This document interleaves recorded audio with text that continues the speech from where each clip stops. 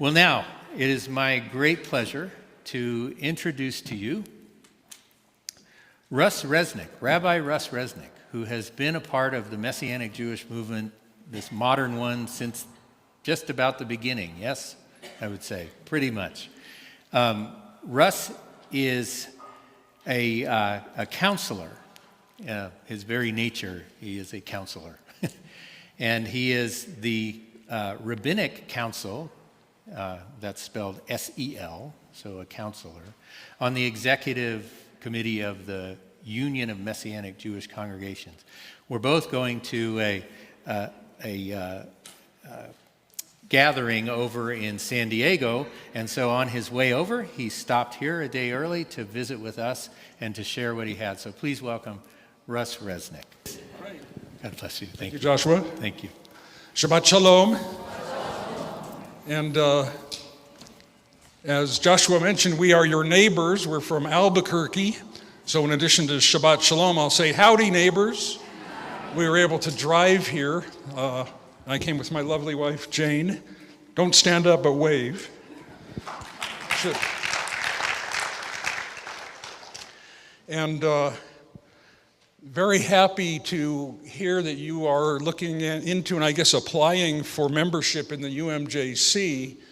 And I'd like to share with you this morning some of the vision of the UMJC tied into my own story. Not that my own story is so glorious, although it's glorious because of the source of my story, which is the Lord above, but more because it's typical of my generation of leaders in the Union. And I will start, and springboard off of the weekly parashah, which is Parashat Shemot, which we just heard part of. And it's interesting that was actually my bar mitzvah parashah. I was actually born in September, but we had to delay my bar mitzvah for a few months, and so I read from Shemot, and I'm glad to revisit with you. My theme is God is searching us out. Parashat Shemot. So has anyone ever asked you how you found God? Or tell me how you found Yeshua? I don't get that question as much as I would like, but I love the question. How did you find God? How did you find Yeshua? Because the honest answer is it's not so much that I found God as that God found me. I didn't find Yeshua so much as Yeshua found me.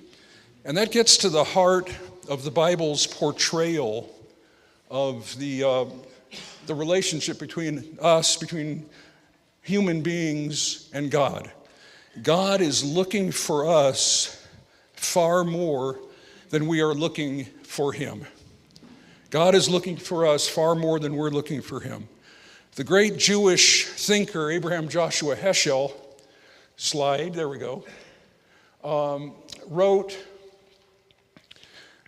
really, I think it was in the mid-20th century. He says, "This is the mysterious paradox of biblical faith. God is pursuing man. It is as if God were unwilling to be alone. All of human history, as described in the Bible, may be summarized in one phrase: God is in search of man." God is in search of man. Back then, middle of the 20th century, you would say God is in search of man. Now you would have to say God is in search of humankind, including men and women. But God is in search of us, much more than we are looking for him. And Yeshua says, the Son of Man came to seek and to save what was lost.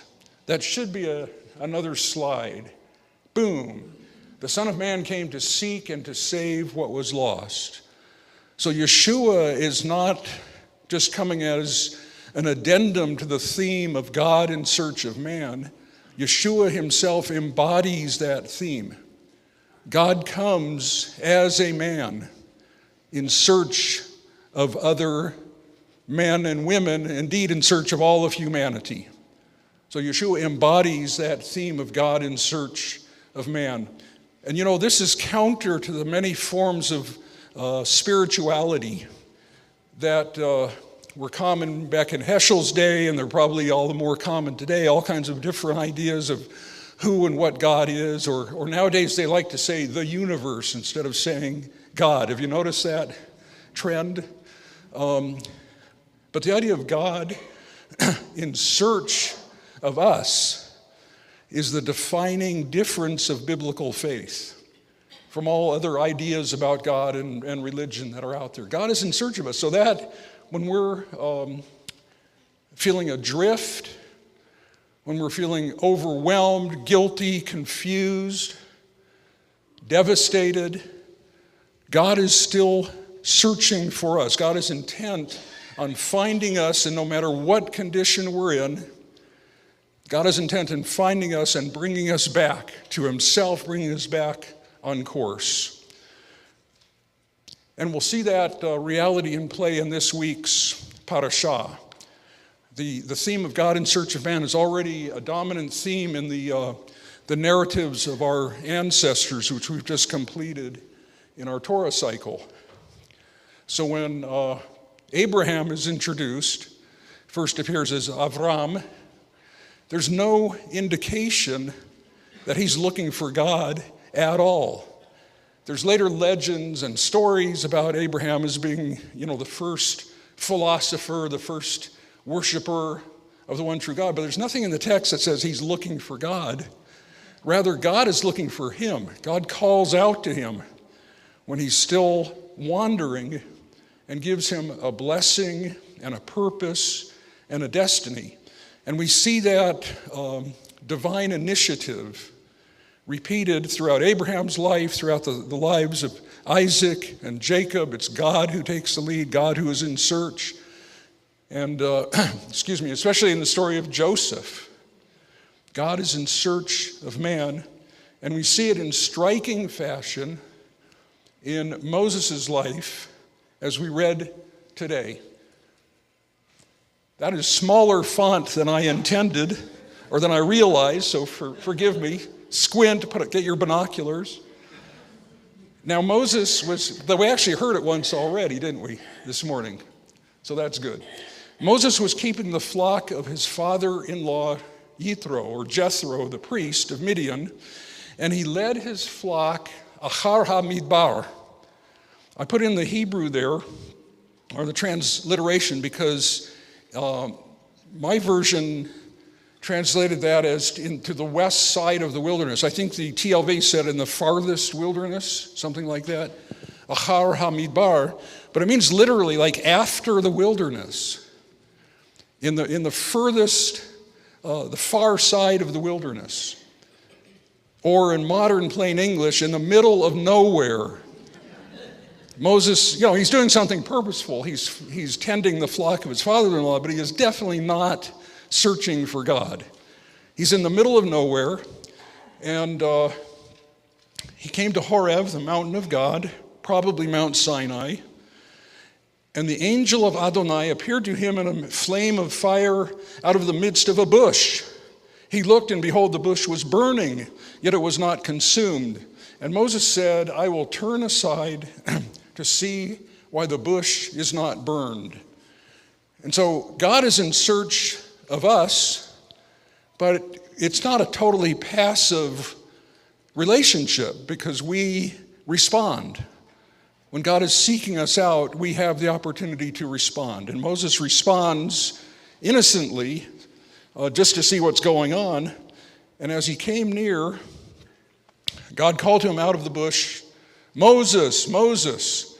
And he said, Hineni. And then he said, do not come near, take your sandals off your feet, for the place on which you are standing is holy ground. And he said, I am the God of your father, the God of Abraham, the God of Yitzhak, and the God of Yaakov. And Moses hid his face, for he was afraid to look upon God. Then the Lord said, I have surely seen the affliction of my people who are in Egypt. And I skip down to verse 10. Come, I will send you to Pharaoh, that you may bring my people, the children of Israel, out of Egypt. So it's God's initiative that really stands out here, God in search of man. But there's also this corporate element that stands here. When God reveals himself to Moses, he immediately defines himself, identifies himself as the God of Abraham, Isaac, and Jacob. I'm not only the creator of the universe, but I'm the God of your people, of your ancestors, of your tribe, of your history. He appears as mysterious fire, energy, but he reveals that he's linked into human history. God is in search of us, and he's linked in to the history through which we are walking every day. And more than that, his search for us is part of a search for his people, Israel. God is not just looking for Moses. God is looking for his people. He's looking to restore his people, to re-enter the history and the lives of his people, Israel. And he's going to use Moses as his agent of that entry. And so as I tell some of my story, it's not so much about my individual encounter with God as it is about my share in a far broader encounter with God in process with the whole house of Israel. So I grew up in Southern California. Don't hold it against me. But my parents were New Yorkers to the very end. They lived in California for 60 years, 50 years of their last 50 years of their lives, or 60. But they were New Yorkers at heart. They were children of immigrants from Russia and Poland who came to America. They struggled to find a foothold, to create a living. My mother, of blessed memory, would tell stories. There they are on their wedding day. My mother would tell stories of growing up in the Lower East Side in a tenement where they had a two-room apartment with a family of 6. And if that were not bad enough, the family of 6 in the two-room apartment shared a bathroom with another family who lived in another apartment. So there's a bathroom out on the landing, and both families have to use it. And now we kvetch if we have to live in a house with only 2 bathrooms instead of 3. So they grew up on the Lower East Side. My parents met and married in New York City, Arnold and Gussie of blessed memory, right before World War II. And my father worked for the Army as an instructor in radio operations. And that brought my family to California, because that's where the defense industry was really booming and thriving, and many opportunities for my father. He was an electrical engineer, and they loved the weather, and life was good. And they were joined by aunts and uncles who also migrated from the east to California, and the family stayed together. I really have a problem with right and left. I get confused, but the woman over on that side holding the really good-looking baby, you guessed it, that's my mother, and the baby is me. So we had a very Jewish culture in Southern California. There were many Jewish people coming into Southern California today. It's the second largest Jewish center in the country. Very Jewish culture, but we didn't learn about the past. We didn't talk about or hear stories about the old country at all, and not even a whole lot of stories about the older country of New York. We were very future-oriented, and moving forward. And the writer Hannah Nordhaus, Jewish writer, she says, to become American is to accept a staggering loss of self. Assimilating, integrating into American culture requires a loss of identity, a loss of history and a past. She says it's a staggering loss of self, of the people we once were, in the places we once came from. It may take a generation, perhaps two, but inevitably it transpires. The surge of conquering culture sweeps down through the generations, much as the spring floods scour the desert arroyos. Washed away, we must lay down new roots. She's writing from Santa Fe, but the imagery works here as well. The surge of conquering culture sweeps down through the generations, much as the spring floods scour the desert arroyos. Washed away, we must lay down new roots. In my story, the surge of conquering culture swept me into the 60s counterculture. We were anti-war, anti-discrimination, anti-materialism, anti-religion, or at least the Western varieties of religion that were around us. We were pro-sex, pro-drugs, pro-spirituality. The more vague and ill-defined, the better. We were pro-experimentation. And just as my grandparents had immigrated from the old country to get to New York City, and my parents had immigrated from New York City to get to California, I joined a migration from California to what was then a hippie Mecca, a hippie promised land in northern New Mexico. Your neighbor. And there I met Jane. That's the cue for the slide. There we go. There I met Jane, who was a beautiful fellow hippie who was always kind of a trendsetter and pioneer, and we got together. We had two little boys.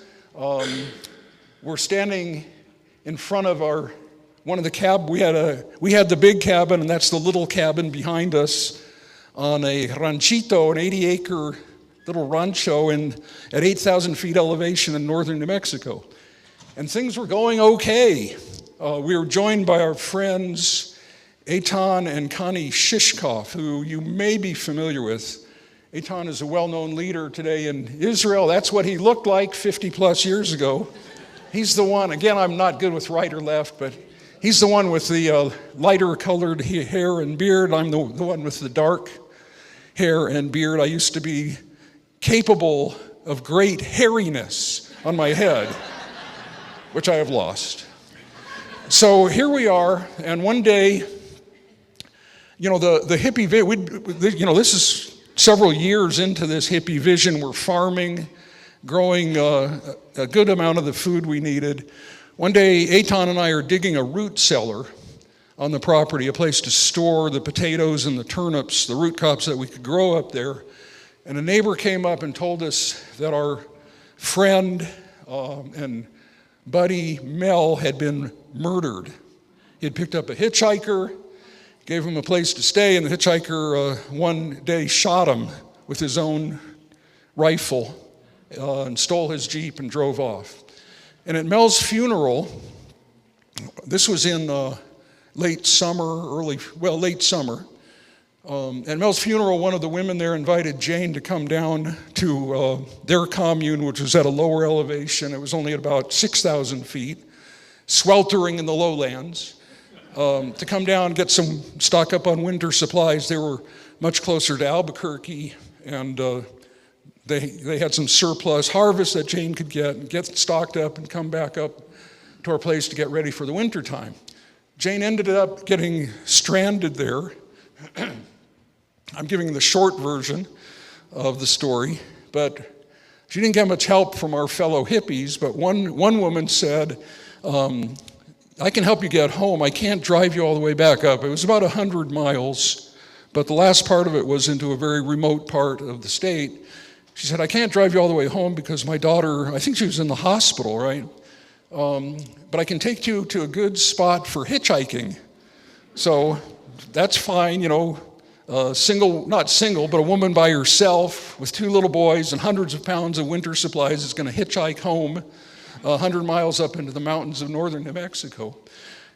So as they were driving to the hitchhike spot, Jane was praying to God in whatever form that word meant at that point, please just get me home. And as they came up to the hitchhike spot where they were going to part company, there was the burning bush.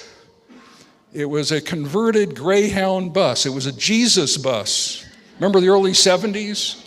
So it's a converted Greyhound bus. On the side of the bus, it says Jesus one way, with a finger pointing to heaven. And over the windshield, where they usually have like the destination, Denver or El Paso or whatever, it says heaven on the bus. So this is a bus of Jesus people, or we call them Jesus freaks, from New Jersey, who had prayed and felt that the Lord was directing them to go to New Mexico for a year, the mountains of New Mexico for a year to study the Bible.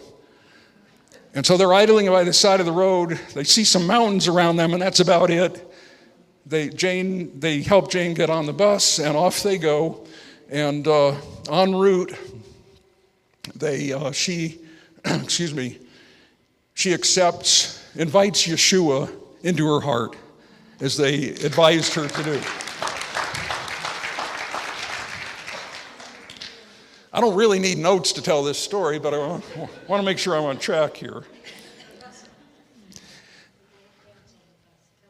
Oh, yeah. Okay, so I think in New Jersey, before they took off, they had laid hands on the bus and prayed that anyone who came onto this bus is going to accept Jesus into their heart. And Jane had not only herself, but our two little boys, who I would honestly say they're still ambivalent about Yeshua. But they were part of that prayer, and I believe their encounter, God is still searching them out, and their encounter with God is still ahead. The recognition of God is still ahead. So Jane invited, again, I'm simplifying the story, but invited a couple guys from the bus over one night to our place for dinner, and we're sitting around after dinner around the kerosene lamp, and the women went into another room or whatever, and the guys started really talking to us heart to heart. And there were two of them and two of us, Eitan and me. And they said, do you want to know God? Do you want to have the Spirit of God in your lives? And we said, yeah, man, that's kind of what we're doing up here, We thought we were looking for God, but God was looking for us a lot more than we were looking for him. So they led us in the Romans Road prayer. If you believe in your heart, confess with your mouth, Jesus is Lord, and believe in your heart God raised him from the dead, you shall be saved. You shall have God in your life. You shall have the Spirit of God working within you. And we believed it, and we accepted it. It took me 3 days to say the words, Jesus is Lord. Because in my Jewish family, we were not very religious, we were not real traditional, but we were very Jewish. And you don't say Jesus, period, let alone Jesus is Lord. But the Spirit of God was working, and we made the confession, became followers of Jesus. We didn't say Yeshua yet in those days. And all that was really surprising to me. This is real. The scales came from my eyes, and I realized that he was real. He was the Messiah of Israel. But I also, to my great surprise, very quickly, very early on, felt this reconnection with my Jewish identity, my Jewish tradition, and my Jewish people. This Western, I thought, religion that I'd kind of left behind all of a sudden became very important and central to me. I didn't know what to do with it. It took us a while, but in a way it was kind of like Moses. I'm no Moses. I probably didn't have to tell you that. But like Moses, it wasn't just the encounter with God, restoring me, turning me back to God, but it was also a turn back to my people.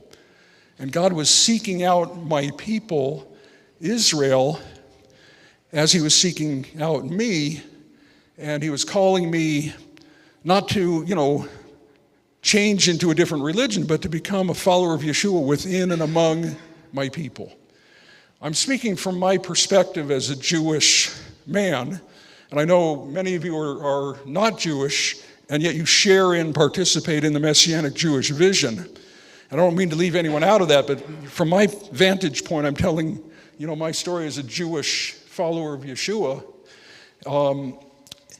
And so we moved back into town, and you can see us there. Again, I'm on this side, standing next to Jane. I'm wearing a tie, which I hadn't done for a few years. And we now have 4 children. We have 2 little girls as well as 2 boys who are getting bigger. So this is a drug ministry called Drug Addicts Recovery Enterprises, or DARE. It's a residential Christian, full-blown rehab center for men, women, and even children. We even brought in families. We worked with hardcore heroin addicts who were in recovery. We worked with many ex-offenders. People were given parole, with the condition of parole being that they go through this program. So it's pretty intense. We were pretty involved in it, and we had a lot of connection with the Christian community, which was supporting it, but I still didn't quite see myself as a Christian, maybe a Jewish Christian, still working out that question.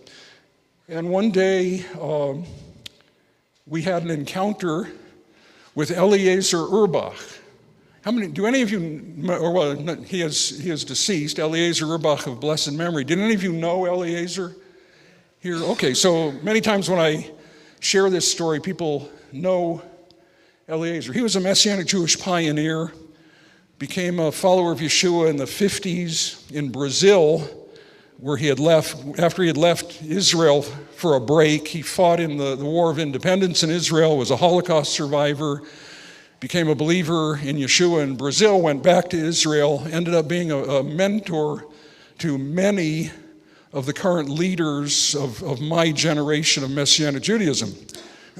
But as he got to know me, he said to me, well, you know what, before I tell you his saying, I want to also mention that his great-grandson, Aviel Weissman, was among the 5 IDF soldiers who died in Gaza last week in an explosion, an accidental explosion. I don't know if you follow that story.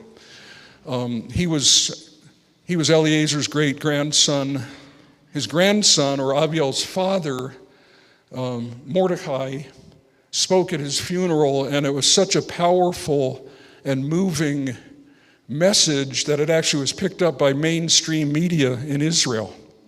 And Mordecai has been flooded by requests, people wanting to know more, to hear more of what he believes and what it's all about. Very much the spirit of Eliezer. So on a more mundane note, one day Eliezer said to me, "Russell, with 1 tuchus you can't dance at 2 weddings. Your children will either be in the Christmas pageant or the Hanukkah play." What he's saying is, you're Jewish. Choose to raise your children, to connect deeply with the Jewish people, the Jewish story, and get your children connected as well. So, it was like, well, we always figured, you can still be Jewish when you believe in Yeshua. There were so many Jewish hippies who were getting saved in those days. And most of us, felt like, okay, it's all right. It's acceptable to still be Jewish and believe in Yeshua. But we kind of went from it's okay to it's a good thing to still be Jewish and believe in Yeshua. And again, I'm talking about from my perspective as a Jewish follower of Yeshua. So we went from it's okay to it's a good thing to the UMJC sort of vision, which I'll talk about in a second, which is that it's essential to remain Jewish. It's essential to keep your connection with your people, with your heritage, with the destiny of the Jewish people. And for that to happen, for you to be Jewish and believe in Yeshua, it leads to doing Jewish. That's what Eliezer was getting at with his famous 1 tuchus remark, that being Jewish is not just a private identity. It's what you do. It's how you live. It's the culture that you pass on. And to do that, you need community. So Eliezer, by the way, he had come from Denver to Albuquerque and started coming once a month, and they formed a fellowship, a monthly fellowship that was called Beth Shalom, by coincidence. And I'm sure that there's a common root in Chosen People Ministries between that story and your story as a congregation. So after a while, Eliezer began to talk about and support the idea of messianic congregations. He actually was against the idea at first, but he got the vision that to continue to be Jewish and to pass it on and to remain part of our people, we needed to worship in Jewish ways. We need to gather together as Jewish followers of Yeshua. And we were joined very early on by many Gentile participants who also have a prophetic role. Just as the Jewish members within the Messianic Jewish communities are prophetic, we're a foretaste of the return of Israel. We're a product of the Lord searching us out, searching out all Israel, and wanting us to remain connected with our people. And Gentile members are prophetic of the remnant of Gentiles from all nations that will be gathered in the age to come, that will come up to Jerusalem and hear the word of the Lord. Gentile members are also a prophetic sign of the healing of the great rift between Jews and Gentiles that goes back to the earliest centuries of what became Judaism and Christianity. And that rift is being healed in an amazing way in our day, in many different forms. But one form is what we're seeing right here. Jews and Gentiles worshiping together, not in a generic or Gentile environment, but in a Jewish-connected environment. So Eliezer sent just me, 1983, to the conference of this new organization, the Union of Messianic Jewish Congregations. This is the first organization. There were other Hebrew Christian or became Messianic Jewish organizations that were primarily individual membership organizations, bringing together Jewish believers of Yeshua. The first congregational association was the UMJC, Union of Messianic Jewish Congregations. So Eliezer sent me to the conference of the UMJC in 1983, and we really got the vision. I had been leading a home group at a church, which interestingly enough was called Congregation of the Messiah. I was an elder at the age of about 32, leading a home group that was almost entirely Jewish or intermarried couples. It was about half Jewish, half Gentile, but a lot of the Gentile members of the home group were married to Jewish members. So it was already, a couple dozen potential Messianic Jews. We were able to get launched out separately by the congregation, become an associate member of the union in 1983, and then we became a full member in 1984. Here's a shot of this is Eliezer and me at Adat Yeshua, Albuquerque. That home group became a member of the union, became Adat Yeshua congregation, synagogue in Albuquerque, New Mexico, your neighbor. And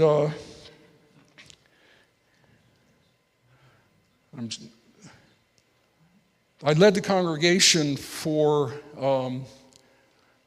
nearly 20 years and was also quite involved in the union, and then became the executive director of the UMJC in 1999. At that time, we were about 72 member congregations. We're still around that number today. There's been ups and downs, but I served as the executive director for 17 years with the union, and then became the Rabbinic Council, which I'll tell you a little bit about in a moment. But the union mission was uniting and strengthening Jewish congregations that honor Yeshua, the Messiah of Israel. Let's look at that. And there's our website. You can't give a talk in 2025 without talking about your website, right? And your Facebook page. I don't know what exactly the Facebook address is, but we're on Facebook. And what's that other one? That's Instagram. I was going to say it starts with an I, etc. So our vision is uniting and strengthening Jewish congregations that honor Yeshua, the Messiah of Israel. It's a congregational movement. As I said, we joined in 1983 as an associate, then became a full member in 1984, and off we go. So as I speak representing the union, and I'm going to close with this. People sometimes ask about what's the benefit of membership? What's the benefits of joining? I think I've shared some of the vision. That the vision of the union is to serve a movement for Yeshua within and among the Jewish community. Whereas for decades prior, if a Jewish person became a follower of Yeshua, they almost by definition separated from our people. But our vision in the union is we need to be in the midst of our people. We're called to be in the midst of our people. So we seek to unite and strengthen Jewish congregations that honor Yeshua, the Messiah of Israel. But why join? People say, why should I join? Why become a member? And the primary reason is to share in the vision, to participate in this vision that I'm seeking to convey to you of building communities, Jewish and Gentile participants and members, but planted in the midst of the Jewish community, participating in the Jewish story, and heading for the destiny of the day when all Israel shall be saved. So sharing in that vision, I say sharing in the vision, it's really also having a share in the vision. The union is unique in its delegate structure. The board of directors of the UMJC is the representative body, the representatives of each of our member congregations. When you become a member, you send a representative, and that representative or delegate becomes a board member and is one of the directors of the union. So it really belongs to the member congregations. But ultimately asking what are the benefits of membership, it's a little bit like asking, looking at joining a congregation, a church or a synagogue, and wanting a list of the benefits that members get. And there are benefits, but that's not really the leading edge of why we join.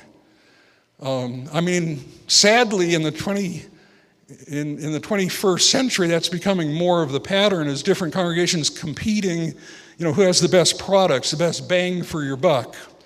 But the real reason to join a congregation or to join a union like ours is sharing in the vision, wanting to participate, wanting to help build the vision. There are benefits, though. We have educational training support. We have the leadership conference every winter that we're heading out for tomorrow, seeking to to strengthen our leaders, increase their skill set.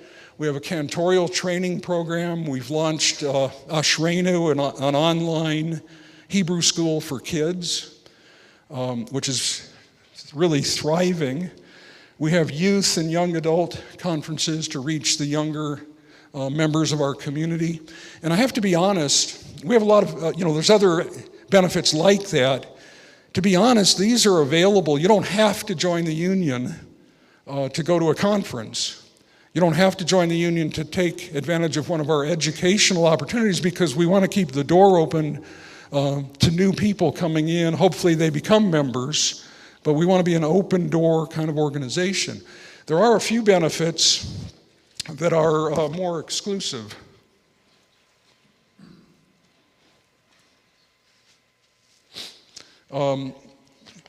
There's accountability and validation as a congregation. We've had a couple congregations over the years that changed their mind about joining the union when they realize how rigorous the interview process is. They got to send in an application, you have to show us your governing document, a financial statement, we need to interview the leader and with the leader's spouse, and make you jump through all kinds of hoops. And some congregations have said, forget it, who needs this? But the value of that, the reason that that's a benefit of membership is it becomes kind of like a good housekeeping seal of approval. Have I hopelessly dated myself when I said, does anybody out there know what I mean by the good housekeeping? Okay, so if you're a union member congregation, you have been vetted. You have been interviewed and examined and sealed as a valid, credible Messianic Jewish congregation. And that's one of the benefits. But also when you become a member, the other congregations are standing with you. You have support. If you run into crisis or special needs, you have a whole family of congregations who's there to be of help. One final benefit, casting all modesty aside, is me. I'm serving as rabbinic counsel, which means that I'm a rabbinic resource for the whole union. So I'm available for consultation, for counseling, and even at times individual counseling with leaders who have some special needs or members that the leaders may recommend. I've been ordained as a rabbi by the union since 1990, and I am also a board-certified clinical mental health counselor. I had to figure out why I was crazy enough to become a rabbi. So I became a mental health counselor to figure me out. But it's a good resource. So the union frees me up to be a resource, and one of the benefits of membership is being able to draw on my service. So God is searching us out. God was searching us out like he searched out Moses. But I realize in preparing this message, God is still searching me out. It's not a one-time deal. God's looking for me. He sends Yeshua to find me, to draw me in. But he's still searching for me. He's still looking over, watching over my life, still calling me back to devotion to him and fruitfulness in his kingdom. And the same is true for you. God is searching you out. If you're feeling abandoned, lonely, directionless, God is looking for you. God is searching you out. God has a purpose, and he is going to draw you back in. Moses had to turn aside to see, and we in our remote enclave in northern New Mexico had to turn aside to see, turn aside to receive the message, to connect with the God who is searching us out. So be alert, be aware of that reality, that God in his mercy and power is searching for us and calling us to turn aside from our ways to connect with him and with his purposes. But my message for today in particular is that God wasn't just searching for me, but was and is searching for Israel as a people.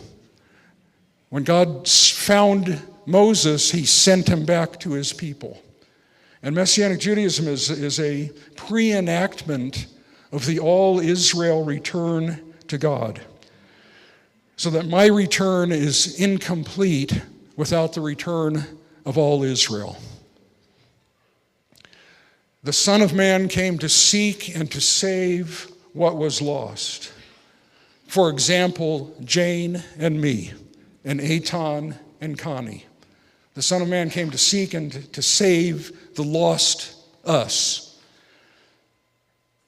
And your story is probably very similar. Maybe a little more civilized, but very similar. The Son of Man came to seek and to save what was lost. May the Spirit of Messiah empower us to live faithfully to him, to be faithful to him, to be faithful to his calling, to be faithful to the very reason he found us. He sought us out. And may we live faithfully amid his people by the power of the Spirit. May we be faithful to live for Yeshua amid his people, the house of Israel. Amen. Let me pray. Let me close with a prayer for you as a congregation. Lord, I thank you for Beth Sar Shalom. I thank you for this congregation. I thank you that they're applying to join the union. That makes me happy. I believe it makes you happy. May they be fruitful. May they fulfill the purpose for which you have called them into being long ago.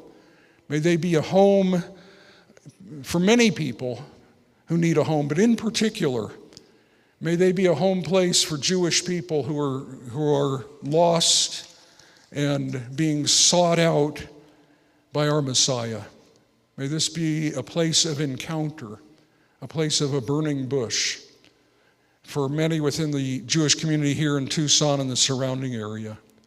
Pray that your Spirit would be upon them, your grace and your mercy go before them for all these purposes.